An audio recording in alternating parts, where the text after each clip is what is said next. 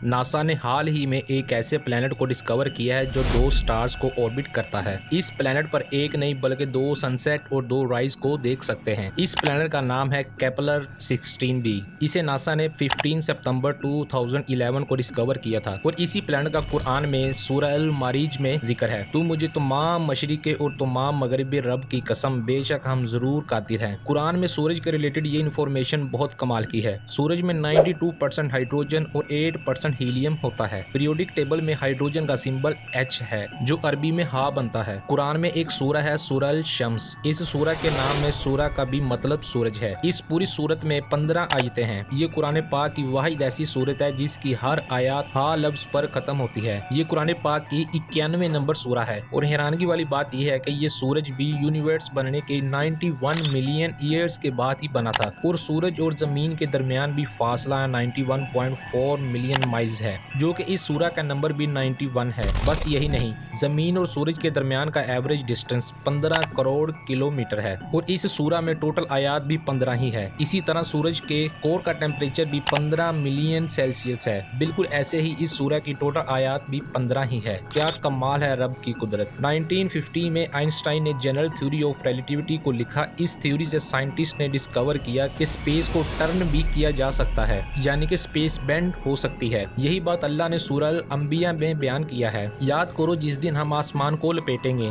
जैसे फरिश्ते नामा इमाल को लपेटते हैं। ये हमारे ऊपर एक वादा है, बेशक हम जरूर ये करने वाले हैं। 2006 तक इंसानों का यही मानना था कि इंसानों के बाल सफेद सिर्फ बुढ़ापे में ही जाके होते हैं, लेकिन कुरान पाक ने 1400 साल पहले ही बता दिया था कि इंसान के बाल शौक की वजह से भी सफेद हो सकते हैं। फिर अगर तुम कुफर करोगे तो उस दिन से कैसे बचोगे जो बच्चों को बूढ़ा कर देगा। इसके अलावा जब एस्ट्रोनॉट स्पेस में जाते हैं तो स्पेस उनकी आंखों के विजन को ब्लर कर देती है। वो डेप्थ पर सी नहीं कर पाते। स्पेस का ये एस्ट्रोनॉट की आंखों को इफेक्ट करती है। कुरान ने इसका सूरह अल हिजर में जिक्र किया है। और अगर हम इनके लिए आसमान में कोई दरवाजा खोल देते हैं ताकि दिन के वक्त उसमें चढ़ जाएं, तब भी वो यही कहते हैं कि हमारी निगाहों को बंद कर दिया गया है। साइंटिस्ट ने यह डिस्कवर किया है कि इंसान की हड्डियां मरने के बाद लोहे और पत्थर में बदल सकती है। इसे प्रिमिटिव फॉसिल्स कहा जाता है। इसका जिक्र कुरान ने 1400 साल पहले कर दिया था। सूरह अल इसरा आयत नंबर 49 में किया था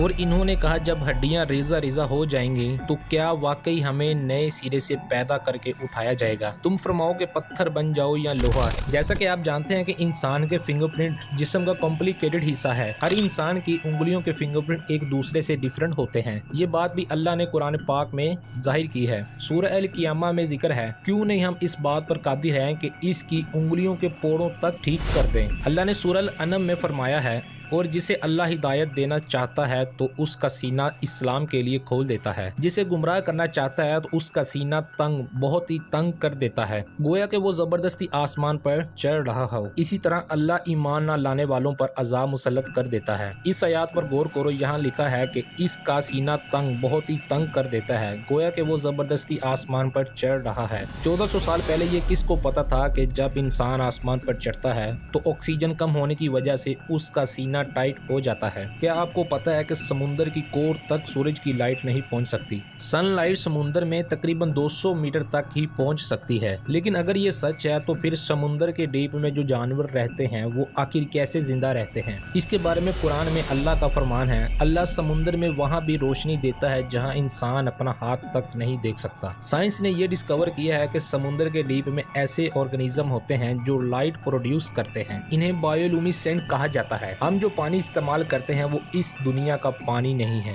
आज से हजारों साल पहले मेटियोर के जरिए से पानी इस दुनिया में आया है। साइंटिफिक स्टडी से ये पता चला है, काश लोग पहले कुरान पढ़ लेते। कुरान ने इससे भी रिवील किया है और हमने आसमान से एक अंदाजे के मुताबिक पानी को उतारा, फिर उसे जमीन में ठहराया और बेशक हम इसे ले जाने पर कादिर हैं। ये है रोसेट नोएला। इसे 17वीं सेंचुरी में ब्रिटिश एस्ट्रोनॉमर जॉन फ्लेमस्टीड ने डिस्कवर किया था। ये नोला भी कुरान कुरान में जाहिर किया है। फिर जब आसमान फट जाएगा तो गुलाब के फूल की तरह लाल हो जाएगा जैसे लाल चमड़ा होता है। इंसानों और जानवरों के जिस्म में क्रोमोसोम्स की तादाद भी अल्लाह ने बताई है। कुरान में सूरह ज़ल्ज़ला में लफ्ज़ इंसान से पहले 46 लेटर आते हैं। आप जानकर हैरान हो जाओगे, इंसान के जिस्म में क्रोमोसोम्स भी 46 ही होते हैं। इसी तरह इस सूरह में बंदर लफ्ज़ से पहले 48 लेटर्स आते हैं। बंदर के जिस्म में क्रोमोसोम्स भी 48 होते हैं। इस सूरह में लफ्ज़ शहद की मक्खी से पहले 16 लेटर आते हैं। शहद की मक्खी के जिस्म में क्रोमोसोम्स भी 16 ही होते हैं। और सूरह में लफ्ज़ घोड़ा